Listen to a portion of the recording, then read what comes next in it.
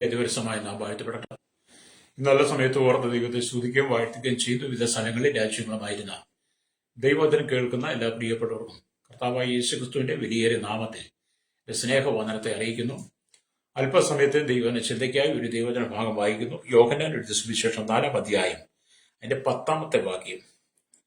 അതിന് യേശു, നീ ദൈവത്തിന്റെ ദാനവും നിന്നോട് കുടിപ്പാൻ ചോദിക്കുന്നവൻ ആരെന്നും അറിഞ്ഞുവെങ്കിൽ നീ അവരോട് ചോദിക്കുകയും അവൻ ജീവനുള്ള വെള്ളം നിനക്ക് തരികയും ചെയ്യുമായിരുന്നു എന്ന് ഉത്തരം പറഞ്ഞു. വളരെ അനുഗ്രഹിക്കപ്പെട്ട നല്ല തിരുവെഴുത്തിനായി ദൈവത്തെ സ്തുതിക്കുന്നു. നാം ചിന്തിക്കുന്ന വചനം എന്ന് പറയുന്നത്, ഹല്ലേലൂയ, യേശു ശബരിയസ്ത്രീയോട് പറയണം, നീ ദൈവത്തിന്റെ ദാനവും നിന്നോട് കുടിപ്പാൻ ചോദിക്കുന്നവൻ ആരെന്നും അറിഞ്ഞുവെങ്കിൽ. ഹല്ലേലൂയ. ഇതൊരു സത്യസന്ധമായ വചനമാണ്. ശമരിയക്കാരിയായിരിക്കുന്ന സ്ത്രീക്ക് യേശുവിനെ വേണ്ടതുപോലെ അറിയില്ല. അതുകൊണ്ട് തന്നെയാണ് യേശു അവളോട് പറഞ്ഞത്, നീ ദൈവത്തിന്റെ ദാനവും നിന്നോട് കുടിപ്പാൻ ചോദിക്കുന്നവൻ ആരെന്നും അറിഞ്ഞെങ്കിൽ കൊള്ളായിരുന്നു. ഇത് തന്നെയാണ് ഞങ്ങളും പറയുന്നത്. നിങ്ങൾക്കും വേണ്ടതുപോലെ ദൈവത്തെ അറിയുവാൻ കഴിയാത്തതുകൊണ്ട്, യേശു ആരെന്ന് മനസ്സിലാക്കാൻ കഴിയാത്തത് കൊണ്ടാണ് ഇന്ന് നിങ്ങൾ തർക്കുത്തരവുമായി, തർക്കവാദങ്ങളുമായി, വിവാദങ്ങളുമായി, വിവാദ പ്രസ്താവനകളുമായി, സംവാദങ്ങളുമായി, എതിരുകളും എതിർപ്പുകളും ആമി വളരെ പ്രതികൂലം നിങ്ങൾ സൃഷ്ടിക്കുന്നത് കർത്താവായ യേശുക്രിസ്തു ആരെന്ന് നിങ്ങൾക്കറിയാത്തത് കൊണ്ടാണ്. ഹല്ലേലൂയ. ഞങ്ങൾക്കത് സത്യമായിട്ട് അറിയാം, പക്ഷെ അത് നിങ്ങൾക്ക് ബോധ്യമാക്കി തരിക എന്നുള്ളതാണ് ഞങ്ങൾ എല്ലാവരുടെയും ക്രൈസ്തവ സഭയുടെ ലക്ഷ്യമെന്ന് പറയുന്നത്. ഹല്ലേലൂയ. ദൈവത്തിന്റെ ദാനങ്ങൾ മുഖ്യമായ ഒന്നെന്ന് പറയുന്നത് ജീവ ഉറവാണ്. ഹല്ലേലൂയ.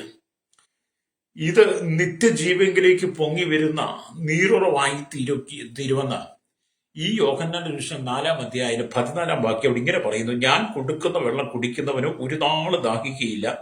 ഞാൻ കൊടുക്കുന്ന വെള്ളം അവനിൽ നിത്യജീവങ്കിലേക്ക് പൊങ്ങി വരുന്ന നീരുറവയായി തീരും എന്ന് ഉത്തരം പറഞ്ഞു. ഈ മലയാള വാക്കുകൾ കേരളീയർക്ക് വായിക്കാം, അറിയാം എന്നുള്ളതാണ് ഞാൻ ചിന്തിക്കുന്നത്. പിന്നെ കൂടാതെ അക്ഷരവിദ്യാഭ്യാസം ഇല്ലാത്തവർക്ക് കഴിഞ്ഞ കാലങ്ങളിൽ കർത്താവ് സാക്ഷരതയൊക്കെ ഇവിടുത്തെ ക്രമ സംവിധാനങ്ങൾ സാക്ഷരതയൊക്കെ കൊണ്ടുവന്നുകൊണ്ട് ചിലരൊക്കെ അങ്ങനെ വായിക്കാൻ പഠിച്ചിട്ടുണ്ട്. അതിനൊക്കെ കർത്താവാണ് നിങ്ങൾക്ക് കൃപ തന്നത്. എന്തിനാണ്? കർത്താവ് ആരാണെന്ന് അറിയാൻ വേണ്ടിയിട്ട് നിങ്ങളിത് ഈ സത്യവേദപുസ്തകം വായിച്ചു പഠിക്കാൻ വേണ്ടിയിട്ടാണ് നിങ്ങൾക്ക് ജ്ഞാനവും പരിജ്ഞാനവും അറിവും വിവേകവും ഒക്കെ തന്ന് വായിക്കാൻ അറിയാത്ത നിങ്ങൾക്ക് അല്ലെങ്കിൽ വായിക്കുവാൻ അവസരം ഉണ്ടാക്കി തന്നത് രക്തം ചെയ്യും. എന്നിട്ടും നിങ്ങൾക്ക് കർത്താവ് ആരാന്നറിയില്ല. നിങ്ങളിങ്ങനെ തർക്കുത്തരമായിട്ട് നിൽക്കുക, വാഗ്ദാതമായിട്ട്. ഇവിടെ അല്ലെങ്കിൽ സ്തോത്രം വചനം പറയുന്നത്, ഞാൻ കൊടുക്കുന്ന വെള്ളം കുടിക്കുന്നവൻ ഒരു നാളും ദാഹിക്കുകയില്ല. ഞാൻ കൊടുക്കുന്ന വെള്ളം അവനിൽ നിത്യജീവങ്കിലേക്ക് പൊങ്ങി വരുന്ന നീരുറവായിത്തീരുമെന്ന് യേശു ശമരിയ സ്ത്രീയോട് പറഞ്ഞു. അല്ലേരിയ. എന്നെ കേൾക്കുന്ന ഈ ദാനം എന്ന് പറഞ്ഞാൽ സംഭാവന, അല്ലേരിയ, അഥവാ സൗജന്യമായി ലഭിക്കുന്ന ഭാഗ്യം, അല്ലേരിയ, ആമിസ്തോ എന്നൊക്കെ അർത്ഥമുണ്ട്. അല്ലേരിയ. ദാനം എന്ന സംഭാവന, സമ്മാനം, സൗജന്യമായി ലഭിക്കുന്ന ദാനം എന്നല്ല ഇതിനർത്ഥമുണ്ട്. അല്ലേരിയ. നമ്മുടെ കർത്താവ് നമ്മുടെ വാക്കിൽ ഒതുങ്ങാനാവാത്ത, അല്ലെങ്കിൽ നമ്മുടെ ചിന്തകൾക്ക് ഒതുങ്ങാനാവാത്ത ദാനങ്ങളാണ് നമുക്ക് നൽകി തന്നിരിക്കുന്നത്. ദൈവം നമുക്ക് തന്നിരിക്കുന്ന ദാനമാണ് ഈ ഭൂമിയിലുള്ള സകലതും. ആരും ഒന്നും കൊണ്ടുവന്നതല്ല. ഇവിടുത്തെ ഒരു രാഷ്ട്രീയ പാർട്ടിക്കാരും, ഒരു മതങ്ങളും, ഒരു ചിന്തകന്മാരും, ഒരു വാഗ്മികളും, പണ്ഡിതന്മാരും, ഒരു മത നേതാവും, ഒരു രാഷ്ട്രീയ രംഗത്ത് നിൽക്കുന്ന ഒരു മനുഷ്യരും, ഈ ഭൂമിയിലെ ഒരു മനുഷ്യനും കൊണ്ടുവന്നല്ല ഈ ഭൂമിയിലുള്ളതല്ല. ഇതെല്ലാം ദൈവത്തിന്റെ ദാനമാണ്. ദൈവം ദാനമായിട്ട് തന്നുകൊണ്ട ശ്രോതാവി നിങ്ങൾ ഇതൊക്കെ അനുഭവിക്കുന്നത്. ദൈവം ദാനമായിട്ട് തന്ന ഭൂമിയിലാണ് നിങ്ങൾ ജീവിക്കുന്നത്. ദൈവം ദാനമായി തന്ന വീട്ടിലാണ് നിങ്ങൾ പാർക്കുന്നത്. ദൈവം ദാനമായിട്ട് തന്ന പണമാണ് നിങ്ങൾ ഉപയോഗിക്കുന്നത്. അതിനുള്ള മാർഗം ദൈവം ഒഴിക്കുന്നത്. ദൈവം ദാനമായിട്ട് ഓക്സിജൻ വായു നിങ്ങൾ ശ്വസിക്കുന്നത്. ദൈവം ദാനമായിട്ട് തന്ന വെള്ളം. നിങ്ങൾക്ക് ദൈവം ദാനമായിട്ട് തരാത്ത എന്തെങ്കിലും ഉണ്ടോ? അതുകൊണ്ടാണ് 2 കൊരിന്ത്യർ ലേഖനം 9-ാം അധ്യായം 15-ാം വാക്യം വായിന്ന്, പറഞ്ഞു തീരാത്ത ദാനനിമിത്തം ദൈവത്തിന് സ്തോത്രമെന്ന് അപ്പോസ്തലനായ പൗലോസ് പറയുന്നത്. എന്നിട്ടും നിങ്ങൾക്ക് കർത്താവിനെ അറിയാതെ പോയി എന്ന് പറയുമ്പോൾ എന്തും മണ്ടത്തരമാണ്, ബുദ്ധികേടാ അല്ലേ? ഹല്ലേലൂയ, സ്തോത്രം. അങ്ങനെയൊക്കെയല്ലേ പറയാൻ പറ്റുള്ളൂ. അതുകൊണ്ടല്ലേ നിങ്ങൾ ഈ വാഗ്ദാനവും തർക്കമായിട്ട് വരുന്നത്. അപ്പൊ ശമരിയ സ്ത്രീ പ്രശ്നം അത്. പക്ഷെ അവളെ ദൈവം തിരുത്തുന്നുണ്ട്. അവിടെ നമുക്ക് വായിച്ചു വരാം. അല്ലേ? ഇവിടെ നമുക്ക് ദൈവത്തിന് ഒരു വാക്കിലടങ്ങാത്ത ദാനങ്ങൾ ദൈവം നമുക്ക് തന്നിരിക്കുന്നു. ക്രിസ്തുവിൽ മഹത്തായ സ്വർഗീയ ദാനങ്ങൾ നമ്മൾ അനുഭവിക്കുക. രക്ഷ എന്ന് പറയുന്നത് ദൈവത്തിന്റെ ദാനമാണ്. രക്ഷ എന്ന് പറയുന്നത് ദൈവത്തിന്റെ ദാനം. അതൊരു മനുഷ്യർക്കോ ഒരു മതത്തിനോ മത നേതാവിനോ രാഷ്ട്രീയത്തിനോ ലോക രാജ്യങ്ങളിൽ ഒരു വ്യക്തിക്കോ രക്ഷ നമുക്ക് നൽകാൻ കഴിയില്ല. മൃഗത്തെ അറുത്തത് കൊണ്ടോ പക്ഷികളെ അറുത്തത് കൊണ്ടോ കോഴിയെ വെട്ടിയത് കൊണ്ടോ വിവിധ യാഗങ്ങൾ നടത്തുന്ന മല കയറിയതുകൊണ്ടോ മല ഇറങ്ങിയതുകൊണ്ടോ നിങ്ങൾ എന്തെല്ലാം യാഗങ്ങൾ വഴിപാടുകൾ ചെയ്താലും എന്തെല്ലാം തീർത്ഥാടനങ്ങൾ ചെയ്താലും പുണ്യനദിയിൽ മുങ്ങിക്കുളിച്ച് കയറിയാലും ദാനധർമ്മങ്ങൾ ചെയ്താലും രക്ഷ നിങ്ങൾക്ക് മനുഷ്യന് കിട്ടത്തില്ല. നിങ്ങൾ ചെയ്യുന്ന ഒരു കർമ്മം കൊണ്ട് രക്ഷയില്ല. രക്ഷ എന്ന് പറയാൻ ദൈവത്തിന്റെ ദാനമാണ്. പ്രൈസറോ. അപ്പൊ രക്ഷ എന്ന് പറയുന്നത് ദൈവത്തിന്റെ ദാനം. കൃപയാലല്ലോ നിങ്ങൾ വിശ്വാസം മൂലം രക്ഷിക്കപ്പെട്ടിരിക്കുന്ന, അതിന് നിങ്ങൾ കാരണമല്ല, ദൈവത്തിന്റെ ദാനം അത്രയെന്ന് എഫേസ്യ ലേഖനം 2-8 വാക്യം കാണുന്നുണ്ട്. അല്ലേലിയ. അപ്പം കൃപയാലാണ് നമ്മൾ രക്ഷിക്കപ്പെട്ടത്. അല്ലേലിയ. അതും ദൈവത്തിന്റെ ദാനമാണ്. അല്ലേലിയ. ദൈവത്തിന്റെ ദാനമാണ് നമുക്ക് തന്നിരിക്കുന്ന രക്ഷ. നിങ്ങൾക്ക് ലഭിച്ചിരിക്കുന്ന സകലതും ദൈവത്തിന്റെ ദാനമാണ്. നിങ്ങൾക്ക് കുടുംബം കിട്ടി, കുടുംബ ജീവിതം കിട്ടി, ഭാര്യയെ കിട്ടി, മക്കളെ കിട്ടി, അല്ലെങ്കിൽ നിങ്ങൾ മക്കൾക്ക് ജോലി കിട്ടി, നിങ്ങൾക്ക് നല്ല നിലയിൽ ജീവിക്കാൻ അവസരം കിട്ടിയതെല്ലാം ദൈവത്തിന്റെ ദാനമാണ് കേട്ടോ. ഇങ്ങൊന്നും പൊട്ടിമുളച്ചു വന്നതല്ല. രക്തം ചെയ്യും. അത് ഞാനത് ഓർമ്മയ്ക്ക് നിങ്ങളോട് പറഞ്ഞതാണ്. എന്താണ് നമ്മൾ വായിച്ച ദൈവത്തിന്റെ വചനം എന്ന് പറയുന്നത്? അതിന് യേശു, ഹല്ലേലൂയ, നീ ദൈവത്തിന്റെ ദാനവും നിന്നോട് കുടിപ്പാൻ ചോദിക്കുന്നവൻ ആരെന്ന് പറഞ്ഞുവെങ്കിൽ നീ അവരോട് ചോദിക്കുകയും അവൻ ജീവനുള്ള വെള്ളം നിനക്ക് തരികയും ചെയ്യുമായിരുന്നു എന്ന് ഉത്തരം പറഞ്ഞു. ഇത് ചരിത്രവചനങ്ങൾ നമ്മൾ പലപ്പോഴും കേട്ടിട്ടുണ്ട്. ഒന്നുകൂടെ ഞാൻ ആവർത്തിച്ച് പറയുവാൻ ആഗ്രഹിക്കുകയാണ്. കർത്താവിന്റെ കാലത്ത് പലസ്തീൻ ദേശത്തിന് ഏകദേശം 200 കിലോമീറ്റർ നീളമുണ്ടായിരുന്നു. ഗലീല, ശമരിയ, യഹൂദിയ എന്നീ ഇങ്ങനെ 3 ജില്ലകളായിട്ട് അതിനെ തിരിച്ചിരുന്നതാണ് എന്റെ വേദചരിത്രം പറയുന്നത്. ഹല്ലേലൂയ. യഹൂദന്മാർ ഗലീലയിലേക്ക് പോയിരുന്നത് ശമരിയിൽ കൂടി സഞ്ചരിക്കാതെ യോർദാൻ നദിക്ക് കിഴക്ക് ഭാഗത്തോടു കൂടി ഇരട്ടി ദൂരം നടന്നാണ് അവര് ഹല്ലേലൂയ സഞ്ചരിച്ചിരുന്നത്. ഹല്ലേലൂയ. നമുക്ക് മനസ്സിലാക്കാൻ കഴിയുന്നതാണ്. അപ്പൊ യഹൂദന്മാർ ഗലീലയിലേക്ക് പോകാനായിട്ട് ശബരിയിൽ കൂടി വന്നാൽ എളുപ്പം കിടക്കാം. പക്ഷെ അവർ ശബരിയിൽ കൂടി പോകത്തില്ല. അവരതിന് ദീർഘദൂരം നടന്നാ വരുന്നേ. ഹല്ലേലൂയ. കാരണം ശബരിയെ അത്രയ്ക്ക് മാത്രം യഹൂദന്മാർ വെറുത്തിരുന്നു. ശമരിയ ജാതിയുമായിട്ട് ഒരിക്കലും അവർക്ക് ഇടപഴകുവാനോ സംസാരിക്കുവാനോ സംസർഗമോ അവരുമായിട്ട് യാതൊരു ചങ്ങാത്തങ്ങളും ഇല്ലാതെ അത്രമാത്രം യഹൂദന്മാർ എന്ത് ചെയ്തു? ശമരിയ ജാതിയെ വെറുത്തിരുന്നു. Praise the Lord. ഹല്ലേലൂയ. എന്നാൽ ഹല്ലേലൂയ, ശമരിയെ സ്നേഹിച്ച കർത്താവ് നേരെ ശമരിയിലൂടെ സഞ്ചരിക്കുക. യഹൂദന്മാർ ശമരിക്കാരെ വെറുത്തെങ്കിലും നല്ല ശമരിക്കാരനായിരിക്കുന്ന യേശു കർത്താവ് ശമരിക്കാരെ വെറുക്കാതെ അവരുടെ പട്ടണത്തിലൂടെ യാത്ര ചെയ്യുക. എന്നെ കേൾക്കുന്ന മാതാവേ, പിതാവേ, അനേകർ നിങ്ങളെ വെറുത്തിരുന്നു. യഹൂദന്മാർ ശമരിയ ജാതിയെ വെറുത്തതുപോലെ പലരും നിങ്ങളെ വെറുത്തിരുന്നു, പലരും നിങ്ങളെ മാറ്റി നിർത്തിയിരുന്നു. ആ സ്ഥാനത്താണ് നല്ല ശമരിക്കാരനായിരിക്കുന്ന യേശു കർത്താവ് ശമരിയിലൂടെ കടന്നു ശമരിയ സ്ത്രീയെ സ്നേഹിച്ചതും ശമരിക്കാരെ സ്നേഹിച്ചതും ഇന്നും നമ്മൾ കണ്ടിട്ടില്ലേ? ഇന്നും നമ്മുടെ കേരളത്തിൽ, നമ്മുടെ ഭാരതത്തിൽ ഹല്ലേലൂയ അയിത്തം എന്ന് പറയുന്നത് നിലനിൽക്കുന്നില്ലേ? ഇല്ലെന്നൊക്കെ വാതു കെട്ടിയാലും പറഞ്ഞാലും രാഷ്ട്രീയക്കാർ സംസാരിച്ചാലും ആരെല്ലാം അതിനെ പൊക്കി പറഞ്ഞാലും ഇവിടെ ജാതിക്ക് വലിയ വലിയ വിഷയമാണ്. ജാതിയുടെ പേര് പറഞ്ഞ് എത്ര പേരെ അകറ്റി നിർത്തുന്നു. ജാതിയുടെ പേര് പറഞ്ഞ് എവിടെല്ലാം ഉപദ്രവം. ഹല്ലേലൂയ. പിന്നോക്ക വർഗക്കാരെ എത്രമാത്രം ഉപദ്രവിക്കുന്ന ഭാരതം. ഹല്ലേലൂയ. പിന്നോക്ക വർഗക്കാർക്ക് മുന്നോക്ക വർഗക്കാരോടൊപ്പം ഒന്നിച്ച് അവരുടെ ദൈവത്തെ സ്തുതിക്കാൻ കഴിയത്തില്ല. കടന്നു ചെന്നാൽ അവരെ ഉപദ്രവിച്ച് വീട്ടിൽ കൊല്ലുന്ന അനുഭവങ്ങൾ. വീട്ടിനകത്ത് കയറ്റത്തില്ല, വീട്ടിൽ ഊൺമേശ ആഹാരം കൊടുക്കത്തില്ല, അവരുമായിട്ട് സമ്പർക്കം ചെയ്തില്ല, അവരെ വാഹനത്തിൽ കയറ്റത്തില്ല, അവരുമായിട്ട് എപ്പോഴും ഒഴിഞ്ഞിരിക്കുന്ന എത്രയോ ആളുകളെ ഞാൻ കാണിച്ചു തരാം. അല്ലേ? പലരുമായിട്ട് ഞാൻ സംസാരിക്കും. പലരും അത് പറയും, എന്റെ പാസ്റ്റ അവരങ്ങനത്തെവരാ, അവരുമായിട്ട് നമുക്ക് ഒരു സംസർഗം പാടി. ഇതൊക്കെ ഇന്നും നിലനിൽക്കുക. എന്നെ കേൾക്കുന്ന മാതാവേ, പിതാവേ, ഇന്ന് പകൽ ദൈവത്തിന്റെ വചനം ശമരിയ ജാതിയെ യഹൂദന്മാർ വെറുത്തിരുന്നത് പോലെ ഈ ലോകം നിങ്ങളെ പലവിധത്തിലും വെറുത്തിരിക്കുക. നിങ്ങളുടെ സ്ഥാനവും മാനവും നിങ്ങളുടെ പേരും പ്രശസ്തിയും നിങ്ങളുടെ കുടുംബവും പശ്ചാത്തലവും നിങ്ങളുടെ എല്ലാ സാഹചര്യങ്ങളും കണ്ടിട്ട് നിങ്ങളെ യഹൂദന്മാർ ശമരിയക്കാരെ വെറുത്തതുപോലെ നിങ്ങൾ ഈ ലോകം വെറുത്തിരിക്കുക. ഈ ലോകം, ഇവിടുത്തെ സംവിധാനങ്ങൾ, ഇവിടുത്തെ ജനം വെറുത്തിരിക്കുന്ന സ്ഥാനത്താണ് നല്ല ശമരിയക്കാരനായിരിക്കുന്ന യേശുക്രിസ്തുവിന്റെ സുവിശേഷമായി ഞങ്ങൾ നിങ്ങളുടെ ഇരിക്കലേക്ക് കടന്നു വരുന്നത്. ഞങ്ങൾ നിങ്ങളെ വെറുക്കുന്നവരല്ല, ഞങ്ങൾ നിങ്ങളെ സ്നേഹിക്കുന്നവരാ, ഞങ്ങൾ നിങ്ങളെ ചേർത്ത് പിടിക്കുന്നവരാ. അപ്പൊ ശമരിയ ജാതി യേശു തന്നോട് ചേർത്ത് പിടിച്ചതുപോലെ സുവിശേഷം എന്ന് പറയുന്നത് താഴ്ചയിൽ കിടക്കുന്നവനെ, വീഴ്ചയിൽ കിടക്കുന്നവനെ, അതപ്പതിച്ചു കിടക്കുന്ന രോഗിയായി കിടക്കുന്നവനെ, നിന്ദിക്കപ്പെട്ട് കിടക്കുന്ന ദരിദ്രനെ, യാചകനെ, അല്ലെങ്കിൽ വിവിധ മേഖലകളിൽ എല്ലാവരും തള്ളപ്പെട്ട് കിടക്കുന്നവരെ ചേർത്ത് പിടിക്കുന്നതാണ് സുവിശേഷം. ഇവിടെ ജാതിയോ മതമോ അല്ല ഇവിടെ പറയുന്നത്.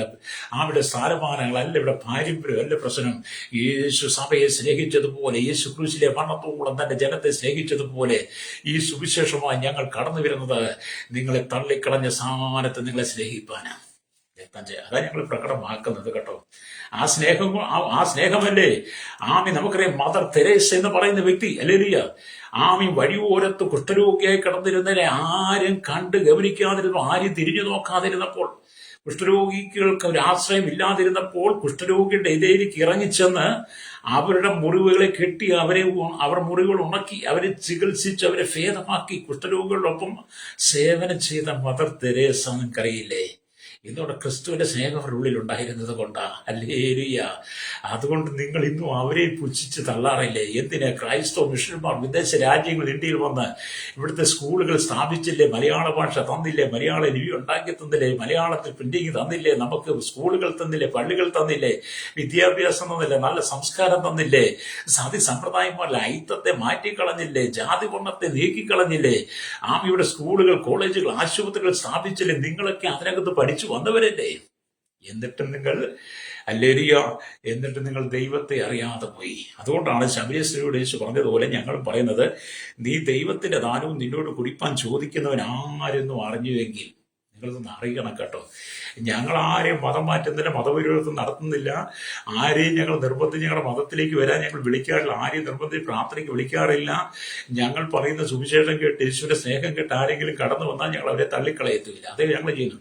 അവർ ഞങ്ങളുടെ ഇരിക്കും വന്നതുകൊണ്ട് അവർ മതം മാറിയിട്ടില്ല, പേര് മാറിയിട്ടില്ല, അവിടെ യാതൊന്നും മാറിയിട്ടില്ല. അവരവരുടെ പൊസിഷനിൽ തന്നെ നിൽക്കുന്നുണ്ട്. അല്ലെങ്കിൽ സുരേന്ദ്രൻ അല്ലെങ്കിൽ പത്രോസായെന്നോ അല്ലെങ്കിൽ ശങ്കരൻ തോമാച്ചനായെന്നോ ഒന്നും അവിടെ പറയാറില്ല. എല്ലാവരും അവരവരുടെ കുടുംബത്തിൽ തന്നെ നിൽക്കുക. മതപരിവർത്തനം എന്ന് പറയുന്നത് ഒന്നും ഇന്ത്യയിൽ ഇവിടുത്തെ ക്രൈസ്തവ ജനം ചെയ്യുന്നില്ല. സുവിശേഷം പറയും, ക്രിസ്തുവിന്റെ സ്നേഹം പറയും. പാപിയായ മനുഷ്യന്റെ മനസ്സിൽ വരുന്ന പരിവർത്തനം അവൻ മാനസാന്തരയിലേക്ക് മടങ്ങി വരും. അതാണ് ക്രൈസ്തവ സഭ ചെയ്തുകൊണ്ടിരിക്കുന്ന, അഥവാ ഞങ്ങളെപ്പോലെയുള്ള ചെയ്തു കൊടുക്കുന്ന സുവിശേഷം എന്ന് പറയുന്നത്. രക്തജയം. ഇവിടെ നാം ദൈവത്തിന്റെ വചനമായി യഹൂദ ജനം ശമരിയ ജാതിയെ വെറുത്തിരുന്നു. ശമരിയ ജാതിയെ വെറുത്ത ആ വെറുപ്പിനിടയിലാണ് യേശു കർത്താവ് ശമരിയിൽ കൂടി കടന്നു പോകുന്നത്. സുഗാർ എന്നത് ശേഖം എന്ന പേരിന്റെ മറ്റൊരു രൂപമാണെന്ന് വേദപണ്ഡിതന്മാർ പറയുന്നു. 6-ാം വാക്യത്തിൽ അപ്പോൾ ഏകദേശം 6 മണി നേരമായിരുന്നു എന്ന് പറയുന്നത് യഹൂദന്മാരുടെ സമയക്രമം അനുസരിച്ചുള്ള ഉച്ചസമയമല്ല, എന്നാൽ മറ്റു 3 സുവിശേഷങ്ങളിലും 6-ാം മണി എന്ന് പറയുന്നത് ഉച്ചയ്ക്ക് 12 മണിയെ ഉദ്ദേശിച്ചാണെന്ന് കാണാൻ കഴിയും. അല്ലെങ്കിൽ യോഹന്നാൻ തന്റെ സുവിശേഷം എഴുതുന്നത് AD 90 ശേഷമായതുകൊണ്ടും AD 70 യെരുശലേം നശിപ്പിക്കപ്പെട്ട് യഹൂദന്മാർ ലോകമെല്ലാം ചിതറി തന്റെ എഴുത്തുകളിൽ പറയുന്നു. അതായത് വൈകുന്നേരം അല്ലെങ്കിൽ 6 മണിക്കാണ് സ്തോത്രം യേശു ശമരിയ സ്ത്രീയുമായി സംസാരിച്ചതെന്ന് യോഹന്നാന്റെ സുവിശേഷം 19-ാം അധ്യായം 14 പീലാത്തോസ് യേശുവിനെ ന്യായാസനത്തിൽ ഇരുന്ന് വിസ്തരിക്കുമ്പോൾ അപ്പോൾ പെസഹയുടെ ഒരുക്കനാൾ ഏകദേശം 6-ാം മണി നേരമായി. ഇങ്ങനെ വ്യത്യസ്ത നിലകൾ അത് പറയുന്നുണ്ട്.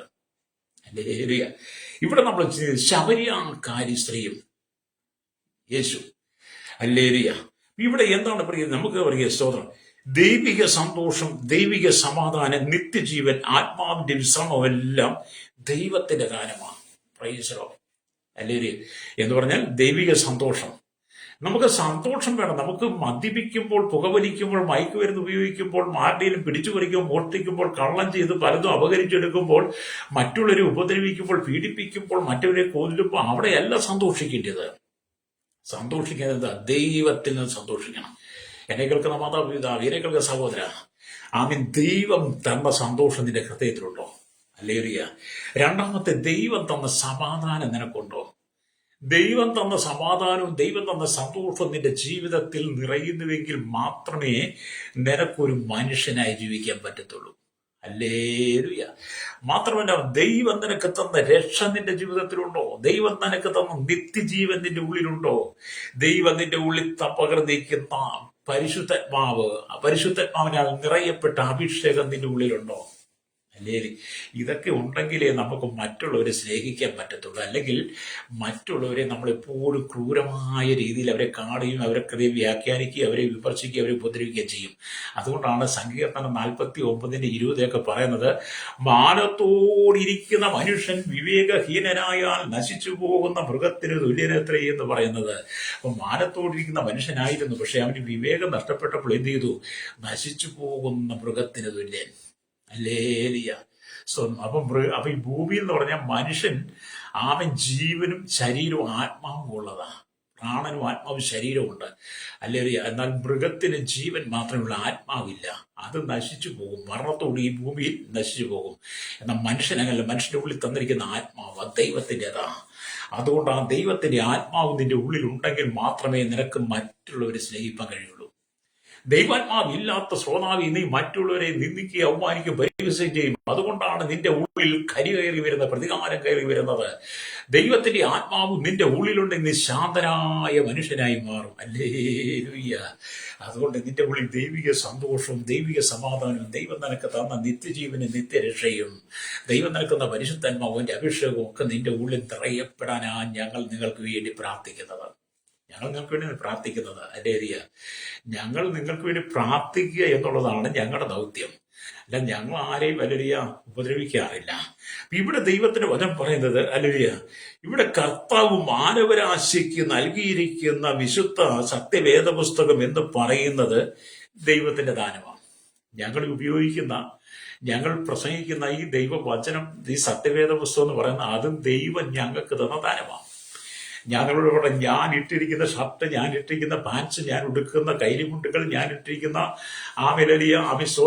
ഞാനിരിക്കുന്ന പുതിയ പുതിയ ഷർട്ടുകൾ, എന്തെല്ലാം ഞാൻ ഉപയോഗിക്കുന്നു അതെല്ലാം ദൈവം തന്ന ദാനമാണ്. ഞാൻ ഉപയോഗിക്കുന്ന വെള്ളം, ഞാൻ ഉപയോഗിക്കുന്ന ഭക്ഷണം, ഞാൻ ഉപയോഗിക്കുന്ന ശ്വാസം, ഞാൻ കാണുന്ന സൂര്യനും ചന്ദ്രനും നക്ഷത്രങ്ങളും എല്ലാം ദൈവം എനിക്ക് ദാനം തന്നതാണ്.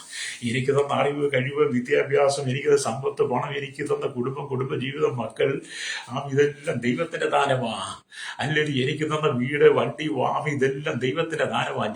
എനിക്ക് എന്റെ കാര്യങ്ങൾ പറയുമ്പോൾ ഞാനിത് മൊത്തത്തിലാണ് പറയുന്നത്. നിങ്ങൾ ഇതെല്ലാം കൂടെ ഒന്ന് ചിന്തിച്ചാൽ മതി. അല്ലേരിയ. എല്ലാം ദൈവത്തിന്റെ ദാനമാണ്. ദൈവം ദാനം തരാത്ത ഒന്നും ഈ ഭൂമിയിലില്ല. ഒരു മനുഷ്യന്റെ സൃഷ്ടി ഇവിടെ ഇല്ല. ഒരു മനുഷ്യനെ സൃഷ്ടിച്ച ഒരു സാധനമില്ല. മനുഷ്യന്റെ സൃഷ്ടികളൊക്കെ നിർജീവമായതാണ്. മനുഷ്യന്റെ സൃഷ്ടികളൊക്കെ നിർജീവങ്ങളാണ്. ദൈവത്തിന്റെ സൃഷ്ടികൾക്കെല്ലാം ജീവനുണ്ട്. ഹല്ലേലൂയ.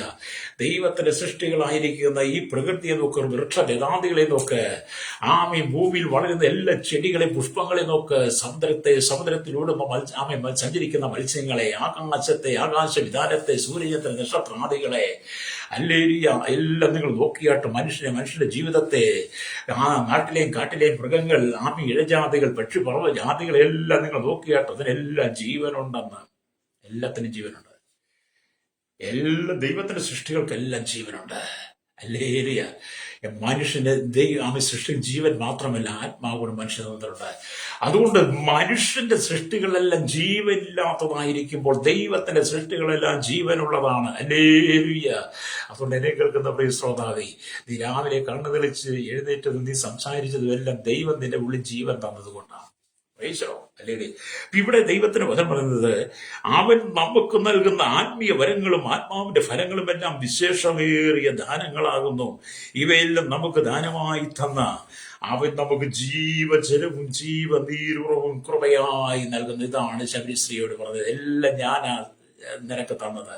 ശബരിക്ക് വേണ്ടുന്ന യഹൂദന്മാർക്ക് വേണ്ടിയതും എല്ലാം ഞാനാ തന്നത്. യഹൂദന്മാർ നിങ്ങളെ വെറുത്താലും ഞാൻ നിങ്ങളെ സ്നേഹിക്കുക. കാരണം ഞാനാണ് നിങ്ങളെ സൃഷ്ടിച്ചത്. എൻ്റെ മക്കളാണ് നിങ്ങൾ.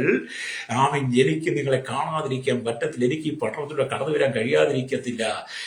യഹൂദന്മാർ നിങ്ങളെ വെറുത്താലും ഞാൻ നിങ്ങളെ സ്നേഹിക്കുന്നു. ഞാൻ നിങ്ങൾക്ക് നൽകുന്നത് ജീവജലവും ജീവനീരുറവുമാണ്.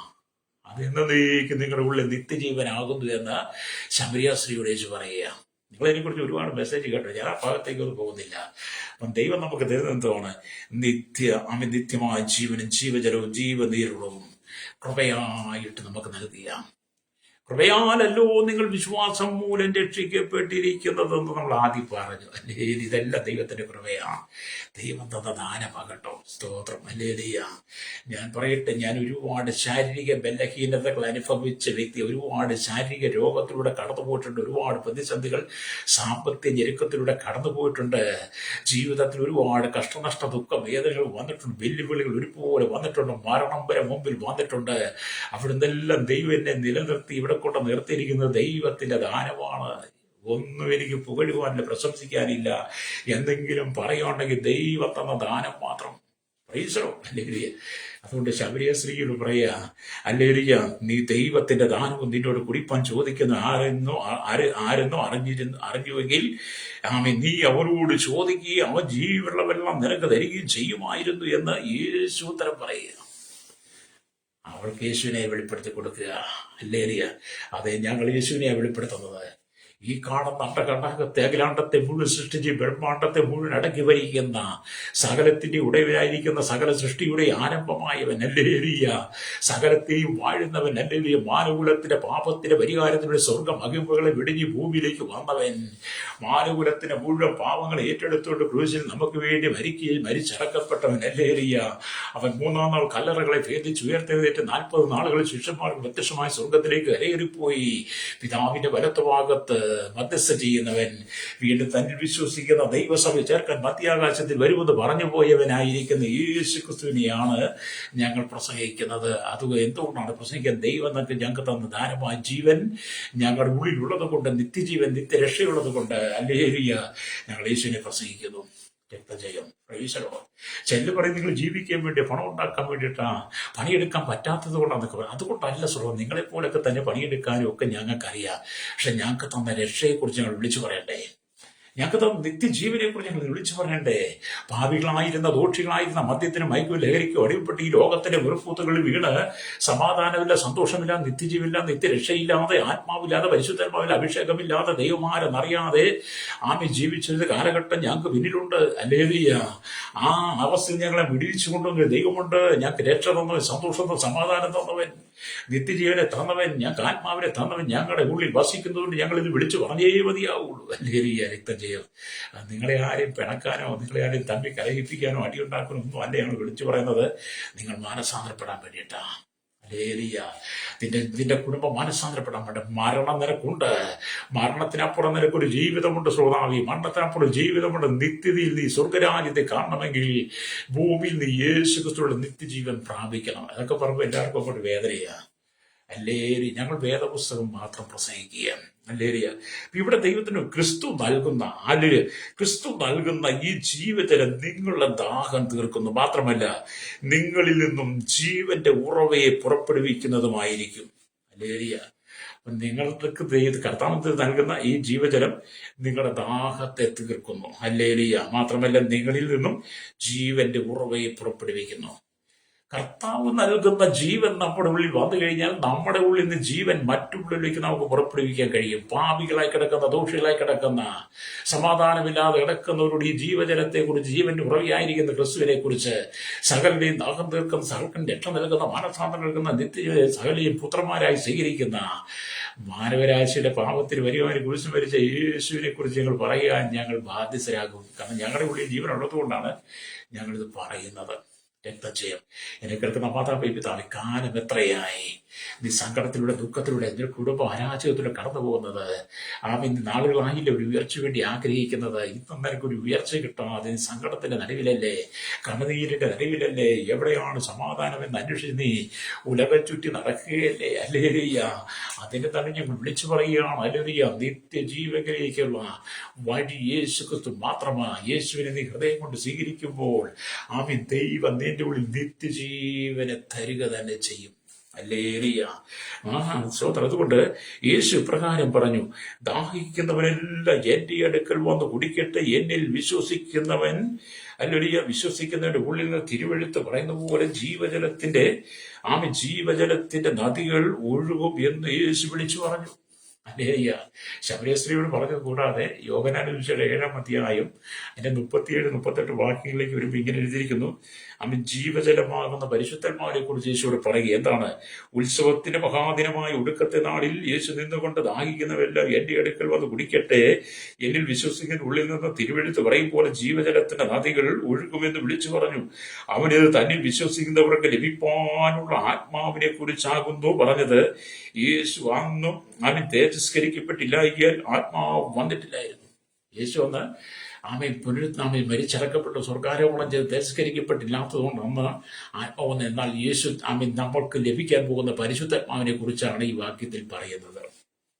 അല്ലേറിയ എന്ന് പറഞ്ഞ ജീവജലത്തിന്റെ അല്ലയ നദികൾ എന്ന് പറഞ്ഞാൽ ഉത്സവത്തിന്റെ മഹാദിനമായ ഒടുക്കത്തെ നാളിൽ എന്ന് പറയുമ്പോൾ അത് 7-ാം ദിവസം എന്നാണ് നമ്മൾ ലേവ്യ പുസ്തകങ്ങളൊക്കെ വായിക്കുമ്പോൾ കാണാൻ കഴിയുന്നത്.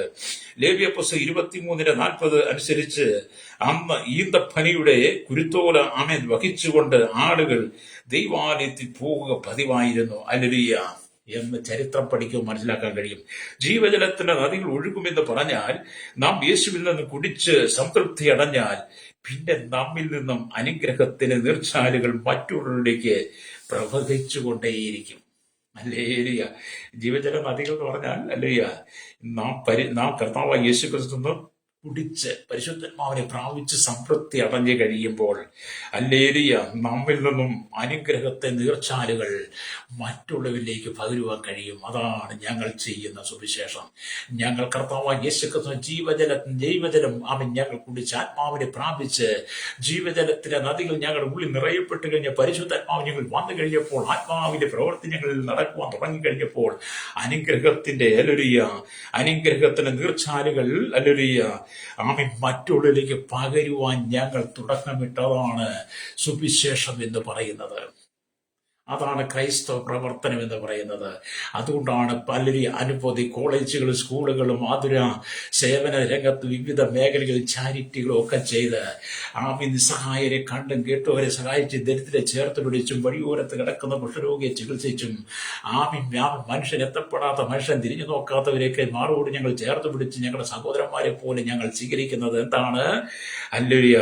കർത്താവായ യേശു ക്രിസ്തു ജീവജലത്തിന്റെ നദികൾ ഞങ്ങളുടെ ഉള്ളിലേക്ക് ഒഴുകി വന്ന പരിശുദ്ധന്മാർ ഞങ്ങൾ വന്നു കഴിഞ്ഞപ്പോൾ അനുഗ്രഹത്തിന്റെ നീർച്ചാലുകൾ ഞങ്ങളുടെ ഉള്ളത്ത് നിറയപ്പെട്ട് കഴിഞ്ഞപ്പോൾ അത് ഞങ്ങൾ മറ്റുള്ളവരിലേക്ക് പകർന്നു കൊടുക്കുന്നതാണ് മദർ തെരേസയും അനവധി ആളുകളൊക്കെ ചെയ്തത് കേട്ടോ. അനേകം വിശുദ്ധന്മാർ ചെയ്തത് ആദിമ കാലഘട്ടത്തിൽ ഇതൊക്കെ ആയിരുന്നു. ഇന്നും അതൊക്കെ തന്നെയാണ് ശ്രോതാവി ചെയ്യുന്നത്. ഈ ജീവജലത്തിലെ നദികൾ മറ്റുള്ളവരിലേക്ക് ഞങ്ങൾ പകർന്നു കൊടുക്കുകയാണ്. ഹല്ലേലൂയ, സ്തോത്രം. ഇവിടെ ദൈവത്തിന്റെ വചനം വായിക്കുന്നത് 37-ാം വാക്യത്തിൽ കുടിക്കട്ടെ എന്ന വാക്കിന്റെ ആശയം നിരന്തരമായി കുടിച്ചുകൊണ്ടിരിക്കണമെന്നാണ്. കുടിക്കട്ടെ എന്ന വാക്കിന്റെ ആശയം നിരന്തരമായിട്ട് നിങ്ങൾ ജീവജലത്തിന്റെ നദികൾ ക്രിസ്തുവിന് കുടിച്ചുകൊണ്ടേയിരിക്കണം. ഒരിക്കൽ മാത്രം എല്ലാ ദിവസവും കർത്താവായ യേശു ക്രിസ്തു നിങ്ങൾ പ്രാപിച്ചുകൊണ്ടിരിക്കണം. എല്ലാ ദിവസവും കർത്താവായ യേശു ക്രിസ്തു നിങ്ങൾ പ്രാപിച്ചുകൊണ്ടിരിക്കണം. എല്ലാ ദിവസവും കർത്താവായ യേശു ക്രിസ്തു നിങ്ങൾ അനുഭവിച്ചുകൊണ്ടിരിക്കണം. ജീവജലത്തിന്റെ നദിയായിരിക്കുന്ന പരിശുദ്ധാത്മാവിന്റെ ഉറവതിന്റെ ഉള്ളിൽ എല്ലാ ദിവസവും നിറഞ്ഞുകൊണ്ടേയിരിക്കണം. ഹല്ലേലൂയ. അതാണ് കർത്താവ് പറയുന്നത്. ഹല്ലേലൂയ. ഇവിടെ ദൈവത്തിന്റെ വചനം പറയുന്നത് ഹല്ലേലൂയ, സ്തോത്രം. എങ്കിൽ മാത്രമേ നിങ്ങൾ നിരന്തരമായി കുടിച്ചുകൊണ്ടിരിക്കണമെന്നാണ്. എങ്കിൽ മാത്രമേ മറ്റുള്ളവരിലേക്ക് നിരന്തരമായ ജീവജലം നമുക്ക് പറഞ്ഞു കൊടുക്കാൻ കഴിയും. നമ്മൾ കർത്താവിന് നിരന്തരമായി ഈ ജീവജലത്തിന് അധികം കുടിക്കുമ്പോൾ ആത്മാവ് നിറയപ്പെട്ട് കർത്താവുമായി ബന്ധപ്പെട്ട് നിൽക്കുമ്പോഴാണ് നമുക്ക് മറ്റുള്ളിലേക്ക് ജീവജലത്തിന്റെ നദിയായിരിക്കും ക്രിസ്തുവിനെ പകർന്നു കൊടുക്കാൻ കഴിയുള്ളൂ. ഹല്ലേലൂയ.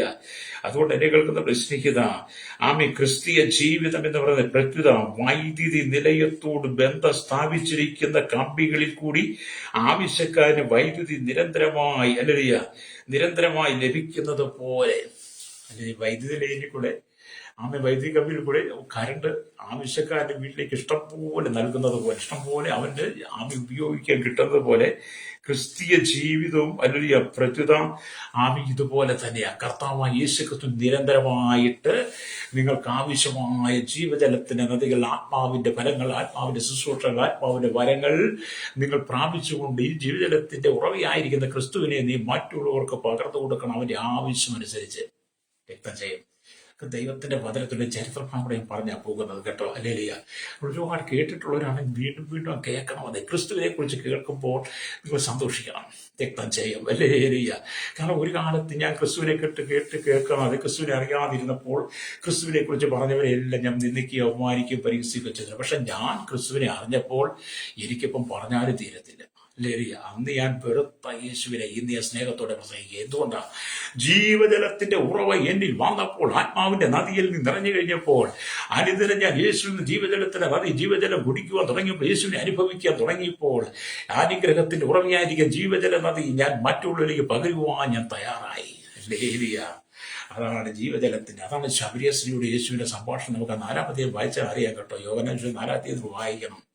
അല്ലേലിയ. അപ്പൊ ഇവിടെ നാം ദൈവത്തിന്റെ വചനം വായിക്കുമ്പോൾ എന്നെ കേൾക്കുന്ന പ്രശ്നം, നമ്മുടെ ജീവിതത്തിൽ നമുക്ക് ലഭിക്കുന്ന ദിവസങ്ങളിൽ നമ്മൾ മറ്റുള്ളവർക്ക് വേണ്ടി പ്രയോജനപ്പെടുത്തണം. നമുക്ക് ലഭിക്കുന്ന ദിവസങ്ങൾ അല്പകാലം മാത്രമാണ്, അധികം കാലവും നമുക്ക് കിട്ടത്തില്ല. ചുരുങ്ങിയ നാളുകളാണ് നമ്മുടെ ജീവിതം എന്ന് പറയുന്നത്. അത് 70, ഏറെയായാൽ 80 എന്നാ. അത് വേഗം തീരുകയും നമ്മൾ പറന്നു പോവുകയൊക്കെ ചെയ്യുന്നു. മാത്രം വാങ്ങി 90-ാം സംഗീതം 10 വായിച്ച് കാണാൻ കഴിയും. അല്ലേലിയ. അതുകൊണ്ട് നമ്മൾ അടുത്ത നിമിഷത്തിൽ ഇവിടെ കാണുമെന്നും അടുത്ത നിമിഷത്തിൽ നമ്മൾ സുഖലോലുപ ജീവിതം നയിക്കുമെന്നും നമുക്ക് മുൻകൂട്ടി വിധി എഴുതാൻ പറ്റത്തില്ല. അടുത്ത പ്രഭാതത്തിൽ നമ്മളിവിടെ കാണുമെന്ന് പറയാൻ പറ്റത്തില്ല. നമ്മൾ കണക്കൂട്ടി ആലോചിച്ച് വെച്ചതൊന്നും നമുക്ക് പൂർത്തീകരിക്കാൻ കഴിഞ്ഞത് വരത്തില്ല. ഏത് സമയത്തും ശ്വാസം പോകും, ഏത് സമയത്തും ഈ ശ്വാസം നിലയ്ക്കും. ഈ ശ്വാസം നിലയ്ക്കുന്നതിന് മുമ്പ് തന്നെ ജീവജലത്തിന്റെ ഉറവയായിരിക്കും ക്രിസ്തുവിനെ നിന്റെ ഹൃദയത്തിൽ നീ സ്വീകരിക്കണം. നിന്റെ ശ്വാസം പോകുന്നതിന് മുമ്പ്. ഹല്ലേലൂയ. യഹൂദന്മാർ ശമരിക്കാരെ വെറുത്തെങ്കിലും ആമേൻ ശമരിക്കാരെ ചേർത്ത് പിടിക്കുവാൻ ശമരിയിലൂടെ കടന്നുപോയ യേശു ആമേൻ ജീവജലത്തിന്റെ ഉറവായി ക്രിസ്തുവിനെ ശമരിയസിലേക്ക് വെളിപ്പെടുത്തി കൊടുത്തു കഴിഞ്ഞപ്പോൾ അവൾ പാത്രം വെച്ചിട്ട് അവൾ ഓടി ശമരിക്കാരനിലേക്ക് ചെന്നിട്ട് പറഞ്ഞു, എന്നോട് സംസാരിച്ചൊരു മനുഷ്യനെ വന്ന് കാണുവീൻ. ഹല്ലേലൂയ. അവക്ക് ബോധം വന്നു. ഹല്ലേലൂയ. അവർക്ക് സുബോധം വന്നു. ഇതിവിടെ ആവശ്യം സുബോധം വരിക എന്നുള്ളതാണ്. ക്രിസ്തു ആരെന്നുള്ള സുബോധം വരിക. അവൻ സർവസൃഷ്ടാവ്, സകലത്തിന്റെ ഉടയവൻ, സകലത്തിന്റെ രക്ഷകൻ, മാനകുലത്തിന് വേണ്ടി ജീവൻ നൽകിയവൻ. ഹല്ലേലൂയ. കർത്താവിനെ അറിയണമെങ്കിൽ യഥാർത്ഥത്തിൽ സുബോധം തന്നെ വേണം. സ്തോത്രം. ഹല്ലേലൂയ. ഇവിടെ ദൈവവചനം പറയുന്നത്, ഹല്ലേലൂയ, എന്നെ കേൾക്കുന്ന പ്രശ്നം, അത് കർത്താവ് നിങ്ങളിൽ നിന്നും ജീവജല ഉറവയെ അഥവാ നീരുറവയെ ജീവനദിയെ പുറപ്പെടുവിക്കുവാൻ ശക്തനാണ്. നിങ്ങളുടെ ഉള്ളിൽ നിന്നും കർത്താവ് അവൻ നീരുറവയെ ജീവനദിയെ ജീവജലത്തെ നിങ്ങളിൽ നിന്ന് പുറപ്പെടുവിക്കുവാൻ ദൈവശക്തനാ. സുവിശേഷത്തിന് വിരോധമായി കലിതുള്ളി നടന്നവൻ, സുവിശേഷത്തെ എതിർത്തവൻ, അവൻ ദൈവജനമെന്ന് പറഞ്ഞാൽ ക്രിസ്തുവിനെ വിശ്വസിക്കുന്നവരെ കണ്ടാൽ കലിതുള്ളി നടന്നവൻ, അല്ലെങ്കിൽ അവരെ ഏതെങ്കിലും വിധത്തിൽ അപായപ്പെടുത്തിയവരുടെ ജീവനെ അപഹരിച്ചു കളയാൻ ആഗ്രഹിച്ചവൻ, തയ്യാറെടുത്തവൻ, അങ്ങനെ മഹാപുരോഹിതന്മാരുടെ കയ്യിൽ നിന്ന് അധികാരപത്രവും വാങ്ങി, അല്ലെങ്കിൽ അങ്ങനെ അവൻ ദമസ്കോസിലേക്ക് യാത്ര ചെയ്തുകൊണ്ടിരുന്ന ശൗൽ എന്ന് പറയുന്ന ശൗൽ, ഹല്ലേലൂയ. ആ ശൗലിനെ ദൈവം ദമസ്കസ് പടിക്കൽ വെച്ച് ആമി സന്ദർശിച്ച് കഴിഞ്ഞപ്പോൾ ആമൻ ഈ ശൗല് ചോദിക്കുക, നീ ആരാകുന്നു കർത്താവേ? അപ്പോൾ യേശു പറഞ്ഞു, നീ ഉപദ്രവിക്കുന്ന യേശു. ഹല്ലേലൂയ.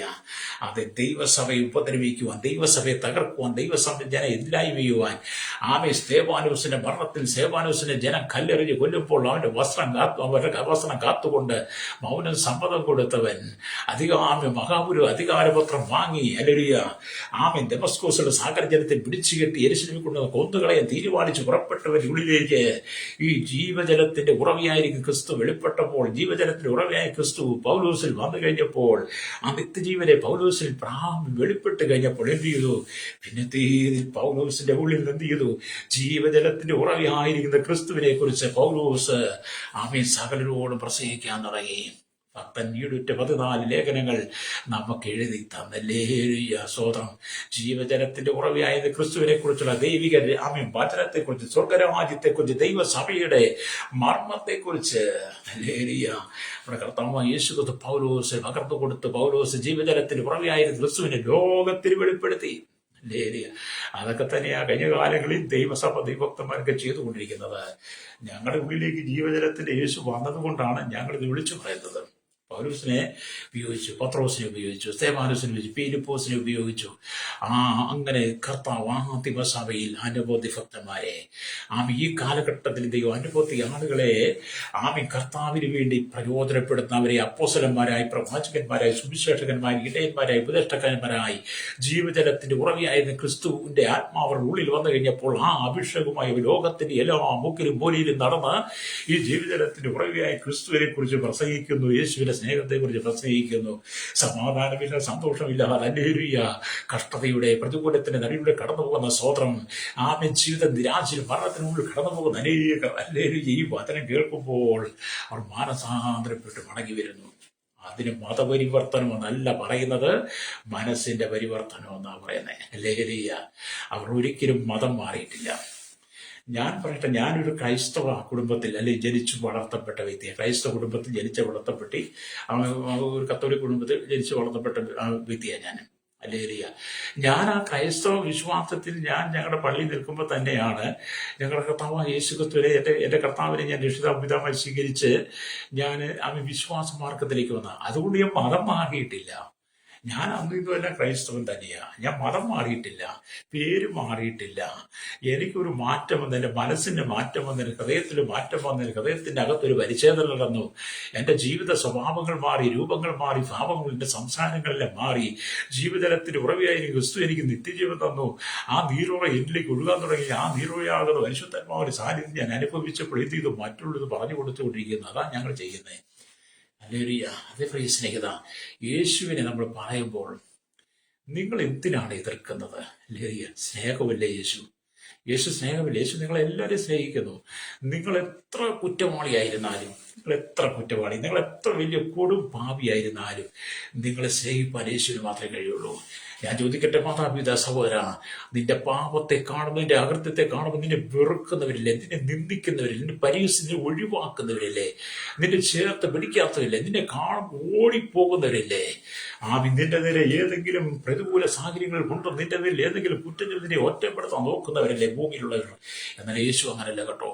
അല്ലേ, നീ എത്ര വലിയ കുടുംബാവിയായിരുന്നാലും, എത്ര വലിയ പാപത്തിൽ അധിവസിക്കുന്നവനായിരുന്നാലും, നീ എത്ര വലിയ ക്രൂരനായിരുന്നാലും, നിന്റെ പാപങ്ങൾ ക്ഷമിച്ചത് നിന്റെ മകനെ കൂടി ചേർത്ത് പിടിക്കുവാൻ പിതാവി എന്ന് വിളിക്കുന്ന പുത്രത്തിന് ആത്മാവിനെ തന്ന ദൈവത്തിന്റെ മകനായി, മകളായി, പ്രിയ മക്കളായി ചേർത്ത് പിടിക്കുവാൻ യേശുവിന്റെ സ്നേഹത്തിന് മാത്രമേ കഴിയുള്ളൂ. അതാണ് യേശുവിന്റെ സ്നേഹം. അല്ലേ? യേശു നിങ്ങളെ സ്നേഹിക്കുന്നു.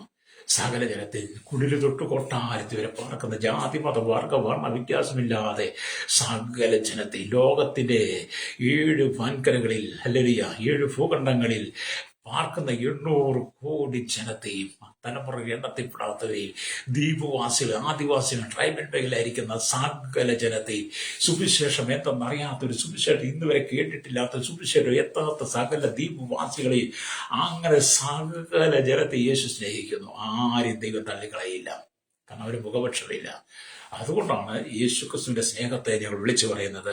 അവിടെ എന്നെ കേൾക്കുന്ന സ്നേഹിത, സ്തോത്രം. ദൈവം നിങ്ങളുടെ ഉള്ളിൽ, അല്ലെങ്കിൽ പരിശുദ്ധാത്മാവിനെ നിങ്ങളുടെ ഉള്ളിൽ സ്നാനം ചെയ്യുമ്പോൾ അവൻ ജീവജലം, ജീവനദികളിൽ നിങ്ങളിൽ നിന്ന് ഒഴുകും.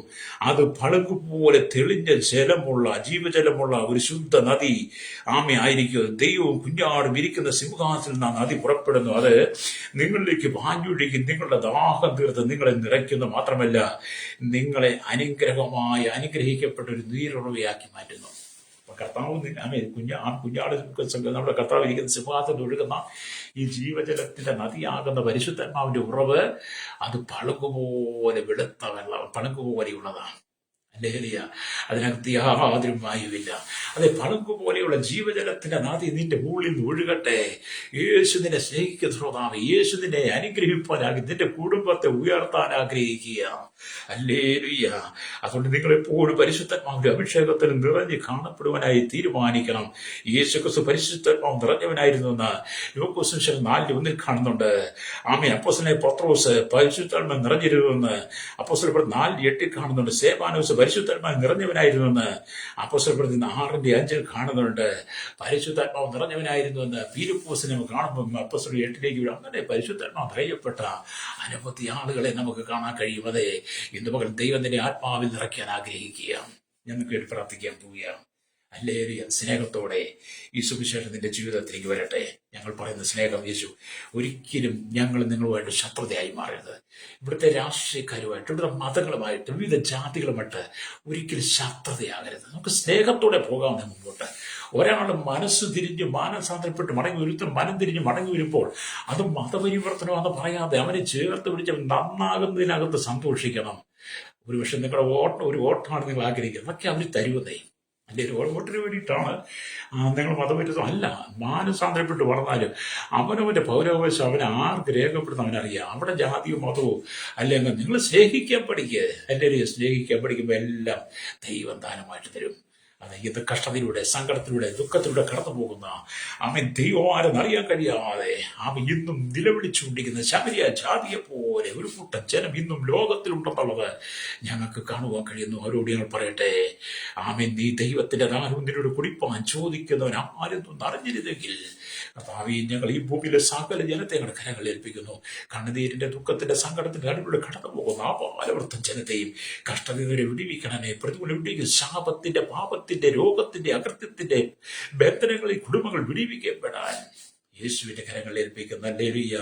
കണ്ണുകളടച്ചാട് പരിശുദ്ധങ്ങളുടെ നല്ല ദൈവം ഈശ്വരന്റെ പിതാവേ, ഈ ജനത്തിലൂടെ പ്രാപ്തി നാളുകളായി പാപത്തിൽ, ശാപത്തിൽ, രോഗത്തിൽ, ബന്ധനത്തിൽ, വിവിധമായ ക്രിമിനൽ കേസുകൾ, ന്യായവിധിയിൽ മനുഷ്യൻ വെറുത്ത് തള്ളിക്കളഞ്ഞ് യഹൂദന്മാർ ശബരിയ ജാതിയെ വെറുത്തതുപോലെ ഇന്നും ഒരു കൂട്ടം ജനം ജാതിയുടെ, നിറത്തിന്റെ, വിദ്യാഭ്യാസത്തിന്റെ പേര് പറഞ്ഞ്, ഭാര്യപ്പേര് പറഞ്ഞ് വെറുത്ത് മാറ്റി നിർത്തി അവനെ അടിപ്പിക്കാതെ അവനെ ഉപദ്രവിക്കുകയും നിന്ദിക്കുകയും അപമാനിക്കുകയും പീഡിപ്പിക്കുകയും ചെയ്യുന്ന ഞങ്ങളുടെ കേരളത്തിൽ, ഭാരത, ലോക രാജ്യങ്ങൾക്കകത്ത് ഞങ്ങളുടെ നീതിയുടെ വചനം വെളിപ്പെട്ട് യേശു ശബരികാരി സ്ത്രീയെ സ്നേഹിച്ചു, ശബരിജനത്തെ സ്നേഹിച്ചു, എല്ലാവരും പരസ്പരം സ്നേഹിക്കുവാനുള്ള കൃപ കേരളത്തിലെ 3.25 കോടി ജനങ്ങളിലും തലമുറകൾ എണ്ണത്തിൽപ്പെടുന്ന അന്യവസ്ഥാന തൊഴിലാളികളിലും ഇന്ത്യയിലെ 145 കോടിയിലധികം ജനങ്ങൾ തലമുറ എണ്ണത്തിൽപ്പെടുന്ന ലോകരായ 800 കോടിയിലധികം ജനത്തിന് പേരും ഈ ദൈവത്തിന്റെ സ്നേഹം നിറയപ്പെടുക ഞങ്ങൾ പ്രാർത്ഥിക്കുന്നു. പരസ്പരം ആര് ശത്രുക്കളായി മാറാതെ, ഉപദ്രവിക്കുന്നതിന് വെല്ലുവിളിക്കുന്നതിനെ തിരാതെ പരസ്പരം സ്നേഹിപ്പാൻ കർത്താവ് ജനത്തെ ഒരുക്കണമേ. പ്രാർത്ഥി ജാതി മത വർഗ്ഗം പരസ്പരം സ്നേഹം നിലനിർത്തുന്ന ശേഷത്തിൽ കൗമാരത്തി യൗവനത്തിലും വാർദ്ധക്യത്തിലും ധ്യാനം വൃത്തിരാസന യാതൊരു ഓർമ്മ ചോട്ട തലമുറയിലായിരിക്കുന്ന സകല village panchayat, municipality, corporation, taluk, block, ജില്ലാ ഭരണ മേധാവികൾ, സംസ്ഥാനങ്ങൾ ഭരിക്കുന്ന രാഷ്ട്രങ്ങളെ ഭരിക്കുന്ന രാജാക്കന്മാർ, രാജ്യമാർ, പ്രധാനമന്ത്രി, പ്രസിഡന്റ്, ഗവർണർ, പട്ടാള മേധാവികൾ, ഗോത്രങ്ങൾ, ദ്വീപുകളെ, ആദിവാസികൾ, ട്രൈബൽ മേലായിരിക്കുന്ന സകല ജനത്തെയും കരസേന, വ്യോമസേന, അധികാരികൾ, കർത്താവിന്റെ കർത്താവ് നിയമനിർമ്മാണ രംഗത്ത് നിൽക്കുന്ന ക്രമസമാധാന പാലകരെ, ഞങ്ങളുടെ എല്ലാ രഹസ്യാന്വേഷണ ഭാഗങ്ങളെയും കർത്താവിന്റെ പോലീസ് സെക്ഷനുകൾക്കായി, എക്സൈസ്, ഫോറസ്റ്റ്, കർത്താവ് ജുഡീഷ്യറിക്കായി, കർത്താവ് ഫയർ വിഭാഗങ്ങൾക്ക് വേണ്ടി പ്രാർത്ഥിക്കുകയാണ്. എല്ലാ മേഖലയിൽ സകലമേലും പൊതുമേഖലയ്ക്ക് വിദ്യാഭ്യാസ സാമ്പത്തിക മേഖലയായിരിക്കുന്ന സ്കൂൾ, കോളേജ്, ക്യാമ്പസ്, കലാലയങ്ങൾ, എല്ലാ മേഖലയിലും കർത്താവ് കർഷകനെ മെക്കാൻ, മോട്ടോറിംഗ് മെക്കാനിക്, എല്ലാ ടെസ്റ്റ് ഡ്രൈവേഴ്സിനെ, കരിയിൽ, കടൽ, ആകാശം, ആർമം പിടിക്കുക, കടലോര വാസികളെ, വഴിയോര കച്ചവട, ക്ഷീരമേഖലയിൽ, കാർഷിക മേഖലയായിരിക്കുന്നവർ, വലുത് സുഖമായ വ്യാപാരി, വ്യവസായികളെ കർത്താവ് ഞങ്ങളുടെ കരങ്ങളിലേക്ക് പാടത്തും പറമ്പിലും കോടിയിൽ കല്ലോടും മണ്ണോടും പണിയെടുക്കുന്ന, അരിയുടെ മണ്ണടിക്കുന്ന, ചോര വേർപ്പാക്കി നീരൊഴാമി കർത്താവിയാക്കുന്ന അനവധി ആളുകളെ ഞങ്ങൾ ദൈവകരങ്ങളിൽ ഏൽപ്പിക്കുന്നു. രോഗികൾക്ക് വേണ്ടി പ്രാർത്ഥിക്കുന്ന കർത്താവ്, കഷ്ടതയുടെ പ്രയാസം കടന്നു പോകുന്ന അനവധി ആളുകൾ, സാമ്പത്തിക ബന്ധനത്തിലൂടെ ജന്മനാ വൈകല്യമുള്ള വിവിധ ധനങ്ങൾ ആക്സിഡന്റ് പെട്ടുകിട സർജറിക്ക് വിധപ്പെട്ട് സർജറി കഴിഞ്ഞു കിടക്കുന്നവർ, കർത്താവ് വിദേശ രാജ്യങ്ങളായി കഷ്ടം സഹിക്കുന്ന അനവധി ആളുകൾ, എല്ലാ ജനത്തെ ഞങ്ങൾ ഓർത്ത് പ്രാർത്ഥിക്കുക. കർത്താവ് ജനത്തിന് ആശ്വാസ സമാധാനം കൊടുക്കണമേ. ജീവജലത്തിന്റെ നദി ഉറവായി ജനത്തിന്റെ ഉള്ളിൽ നിന്ന് ഒഴുകപ്പെടുവാൻ ഞങ്ങൾ ദൈവകരങ്ങളിൽ ഏൽപ്പിക്കുന്നു. സകല കുടുംബങ്ങൾ യേശുക്രിസ്തുവിന്റെ രക്ഷ പ്രാപിച്ച് അല്ലെ കർത്താവിന് വേണ്ടി ഒരുക്കപ്പെടുമട്ടയാകണമേ. കർത്താവിന്റെ ഏറ്റവും ആസനമായിരിക്കുന്ന കാലഘട്ടത്തിൽ ആരും നഷ്ടപ്പെടരുത്. ദൈവസഭയ്ക്ക്, ദൈവമക്കൾക്കായി, ദൈവദാസന്മാർക്കായി കേരളത്തിൽ ലോക രാജ്യങ്ങളിൽ സുവിശേഷം മുഖാന്തരം ഉപദ്രവിക്കുന്ന ക്രൈസ്തവ വിശ്വാസ കന്യാസ്ത്രീകൾ, കർത്താവിധ ജനത്തെ ഞാൻ ഓർത്തുപണം ജയിലിൽ കിടക്കുന്നവർക്ക് എല്ലാവരും മോചനം കൊടുക്കണമേ. കർത്താവ് ഞങ്ങളുടെ ഭരണ സംവിധാനങ്ങൾ സുബോധത്തിന്റെ ആത്മാവിനെ കൊടുക്കുവാൻ കർത്താവ് തീവ്രവാദികൾ, ഭീകരവാദികൾ, വർഗീയവാദികൾ, നിരീശ്വരവാദികൾ, യുക്തിവാദികൾ, ദൈവമില്ലെന്ന് പറയുന്ന മൂടന്മാർ എല്ലാവരും മാനസാന്തരപ്പെട്ട് മടങ്ങി വന്ന് കർത്താവായ യേശുക്കളുടെ ആത്മരക്ഷ പ്രാപിപ്പാൻ, ഈ ജീവജലത്തിന്റെ നദിയായിരിക്കുന്ന കർത്താവായ യേശുക്കളുടെ നിത്യജീവനെ ജനം പ്രാപിപ്പാൻ ജനത്തിന് ആത്മീയ കണ്ണു തുറക്കണമെന്ന് പ്രാർത്ഥിക്കുന്നു.